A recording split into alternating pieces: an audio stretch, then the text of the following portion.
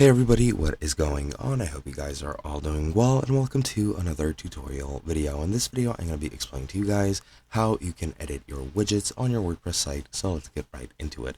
Now, to edit your widgets, all you need to do is go to your Appearance tab, and then go into your widgets settings. Now for this, I'm pretty sure Jetpack needs to be enabled, and most likely you're going to need to be on a theme that supports widgets.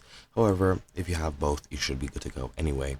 Now just go into your Appearance, go into widgets, and you're going to see two different things. You're going to see your Jetpack search sidebar for some reason, and you have your inactive widgets. You also have your options here to the right, and as you can see, there are no inactive widgets and there are no blocks selected. Now I'm going to go into inactive widgets, create a new one, and for example, I'm going to select details, and I'm going to just write some random text, and that should be it.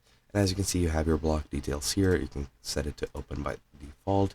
You can add HTML anchors, additional CSS classes, but what I'm going to do is I'm just going to color the text purple, make the background magenta or pink, whatever this is. Typography, I'm going to put it XXL. Dimensions, I'm going to make block spacing XXL as well, and I'm going to add a border, which is about 17 pixels thick. Then just click update, and once you're done with that, that is pretty much how you change and add your widgets.